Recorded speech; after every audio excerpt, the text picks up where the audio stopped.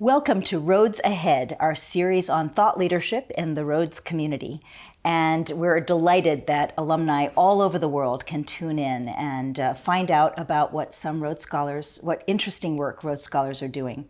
So today I'm thrilled to be here with a current scholar, Chelsea A. Jackson, who is Georgia and New College 2018. She is a native, I'm really proud to say, of Decatur, Georgia, which is where I lived for the past 12 years before. So we basically came up to Oxford about the same time. And a graduate of Emory University, where she majored in political science with a minor in African American studies.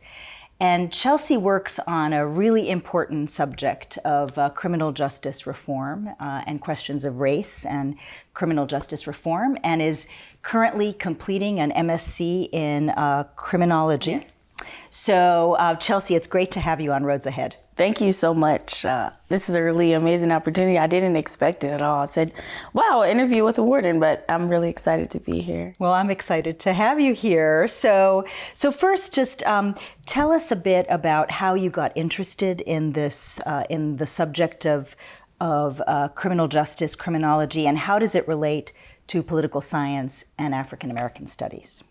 So I think in many ways to be Black in America is to understand or at least touch the criminal justice system in some way. I've been fortunate to where my dad or, my brothers have never been incarcerated, but I've had uncles who've been incarcerated. I've had friends who've been arrested, who've been on probation. And so because of this disparities in the United States when it comes to criminal justice, it much more regularly touches communities of color. And so to say from being a little girl, I knew that people in my community don't like the police, don't trust the police, don't talk to them. To involve the courts in your matters, including civil matters or disputes with landlords, is looked at as always a terrible idea because it's the idea that the courts and the justice system can't do anything for you but bring worse outcomes.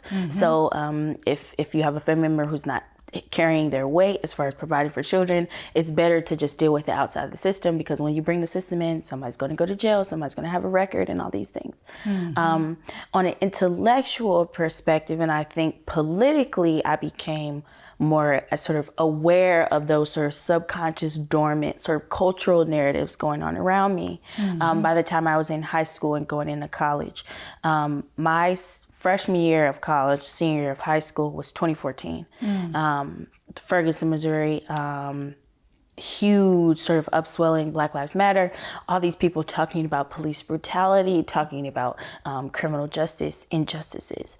And I began to read, I began to watch the news in a way that I hadn't before, in a very simultaneously sort of big brain way, and also in a very real, like, today, Chelsea Jackson living in Decatur, Georgia way. And when I saw Michael Brown, I knew he could have been my high school boyfriend. He could have been my brother. And so in college, I got more and more involved.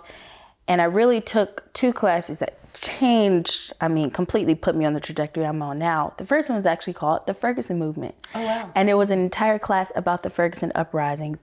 But what we did was each week we tackled a different issue that was facing Ferguson. So one week it was education, another was housing, another was healthcare.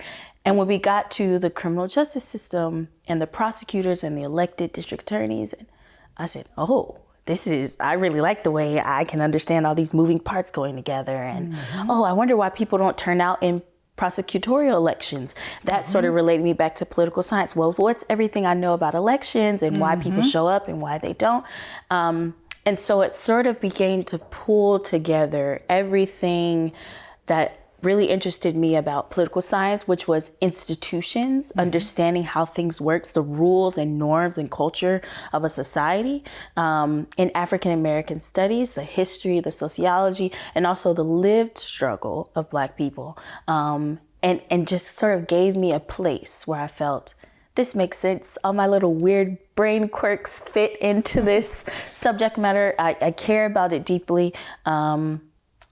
And so the second class was called The Politics of Punishment. And it was exactly basically the syllabus of my criminology program.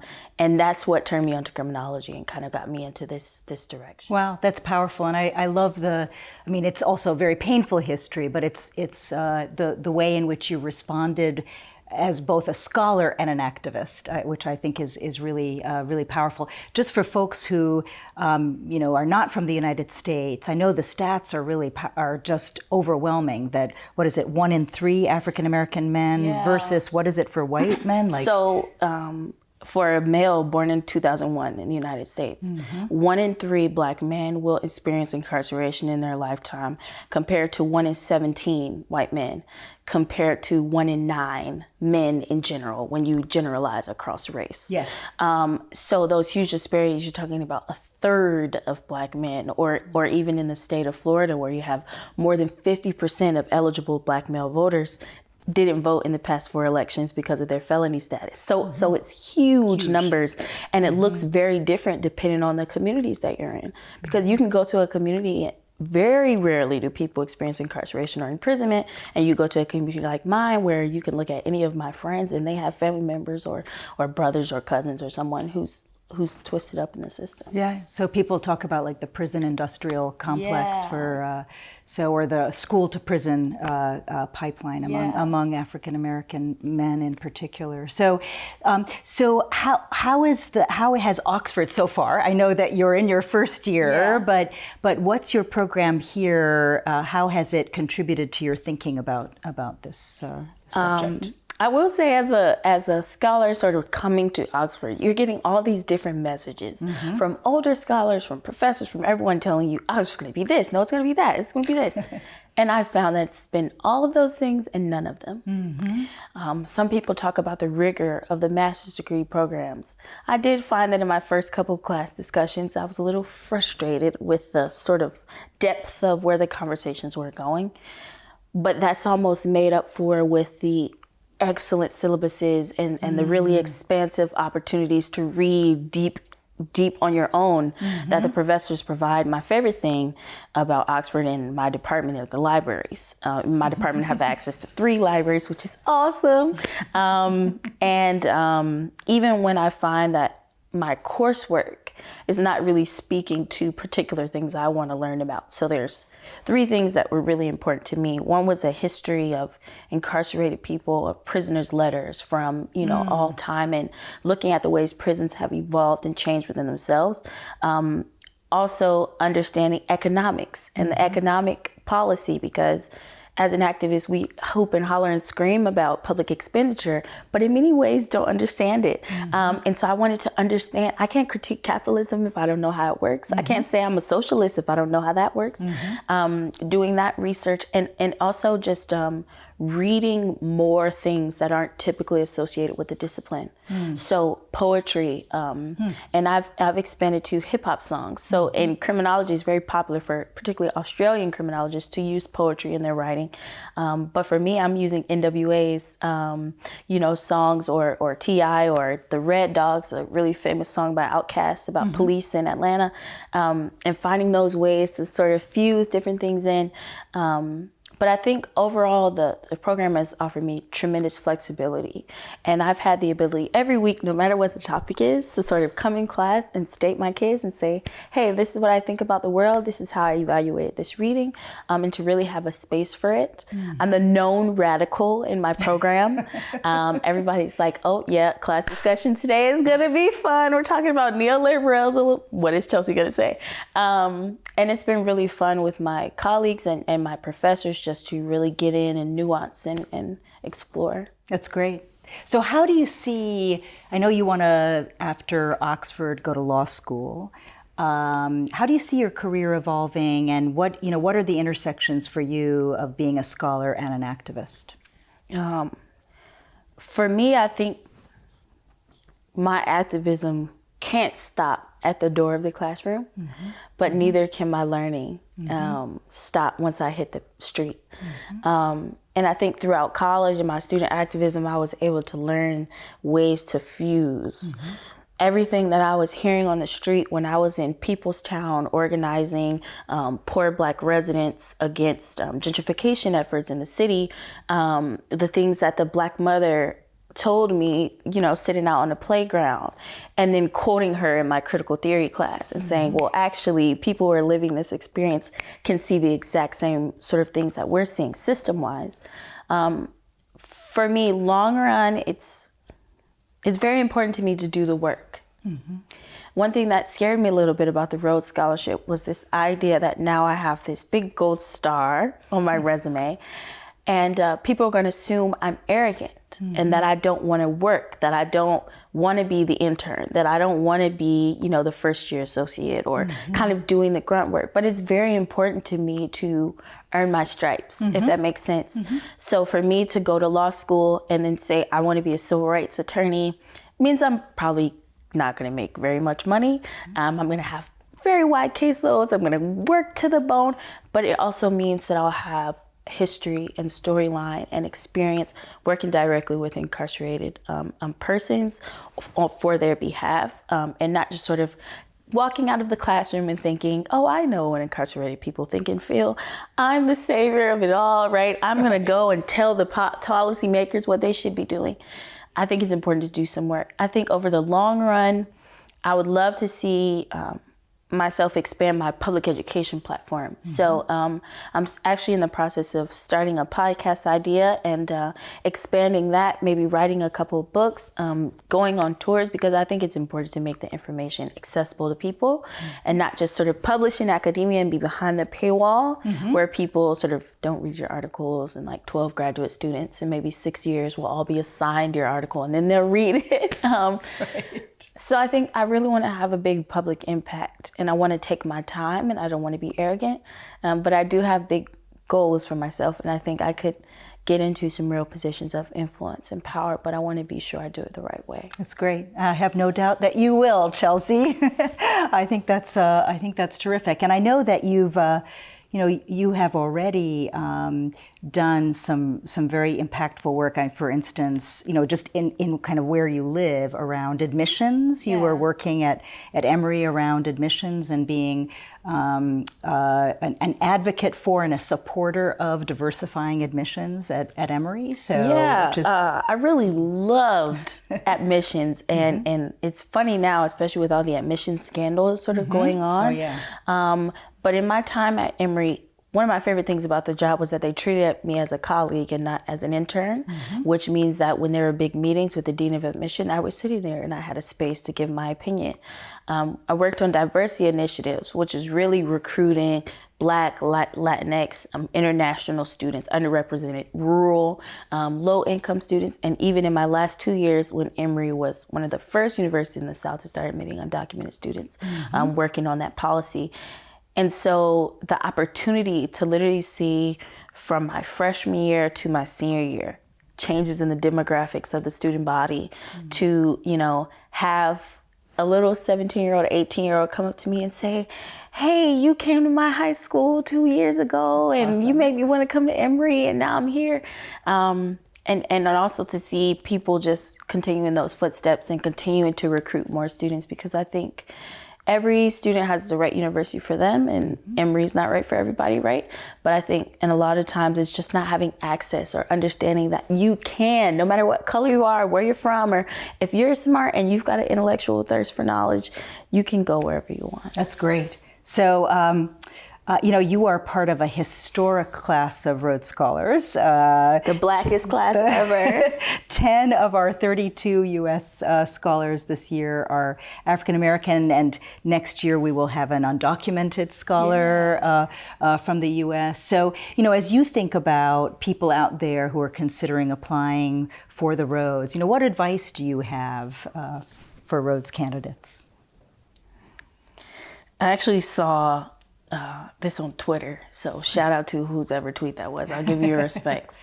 That people who shouldn't be in rooms that they're in very rarely have imposter syndrome.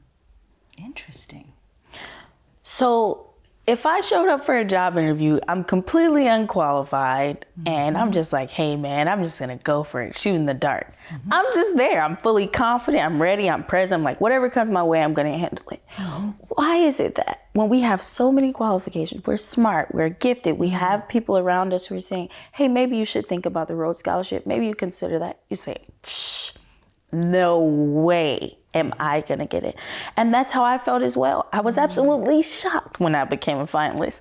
I was floored when I was selected because I really didn't think that a Rhodes Scholar was me. Yeah.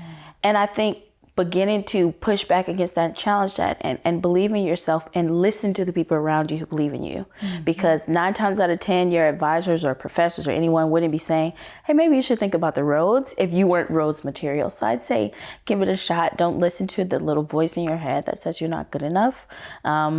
Because imposter syndrome is really just a little story we tell ourselves because we're scared. Yeah. And I think that's okay. I was terrified. I'm still terrified, and I've been in Oxford for a couple of months. But, I would say go for it, apply for it, because you have nothing to lose by putting your best foot forward.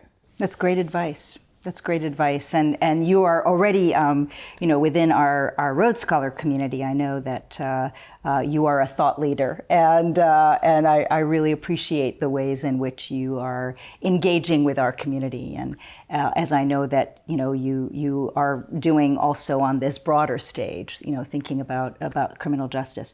Now, I understand that you're interested in abolition. Yes. Of prisons. Now that's a pretty radical idea. Yeah, get scared. So okay. So let's talk about that. So what does prison abolition mean? To me, prison abolition is, and I'll say in a direct quote from Angela Davis, icon, who says, to abolish a prison is to imagine a society that doesn't require sequestering people in dreadful places intended to separate them from their friends and communities. So for me, prison abolition is a creative theory. It's a political philosophy. It's an idea. It's a new way to imagine our society in the same way that Plato's Republic was a new way to imagine our society in a way that we don't need places of misery and dread and violence and oppression and repression, of caging, of shackling. And that these are not necessary things for us as human beings to live in community with one another, promote safety, and to, live full and flourishing lives. And in many ways, prisons themselves and all the apparatuses that are now attached to prisons that either prop them up or provide the food or the healthcare or the beds inside or the clothes or the corporations that use them for labor or the states that use them. All these things, all the dragnets through various communities of the war on drugs or other failed sort of crime policies, they're not leading us anywhere positive. And so for me, prison abolition is an idealistic theory. And I think in many ways, so is democracy. I think to abolish the prison is not to disregard violence or harm or crime, but it's to actually evaluate, where does violence come from? Where does violence start? How is it replicated in communities? What are community specific? So that might be your town, that might be your city, that might be your state or your region. Ways that, okay, in this particular area, where is violence coming from? Oh, we see there's a huge high school dropout rate. And then we see there's a large alcohol consumption rate. And then we see there's a large rate of unwed mothers. And that might be connected to the welfare rate. And then, the governor just cut welfare by 60% last month. And then we saw crime. So it's really taking a sociological approach, taking a step back and saying, crime equals punishment. Punishment equals prison. It's not working. It hasn't worked for hundreds of years. And so I think it is radical. It is scary. It is sort of idealistic. And those are all the things that I love about it as a theory, because it really pushes us. It's very easy to say, well, I can't think of anything other than what we have now, so let's just fix it a little bit and make it a little better. But it's visionary, it's future beholden to say, I don't like what we have right now. So we can work on it and fix it for the people who are living in it right now, right? The immediate material needs of incarcerated people today require criminal justice reform today, right? In a way that can be passed. Right. But in the long term, we have to look at, how do our systems actually work? Do they sort of shuffle people in and out and in and out, reduce their opportunities for employment, sort of put them in positions of violence or estrange them from their families. These are all things we don't want in that sort of thriving community I thought about. So that for me is what prison abolition is. I love it. I love it. No, it's, and I like the way in which you're acknowledging both the need for that kind of incremental reform, but it is, to me, the definition of thought leadership is that you reframe the issue and take what we take for granted and say, well, why is that? Why is it that we need prisons? And Ruth Wilson Gilmore, another one of my icons, says that it's important to institute non-reformist reforms, which sounds just like a bunch of words. Mm-hmm.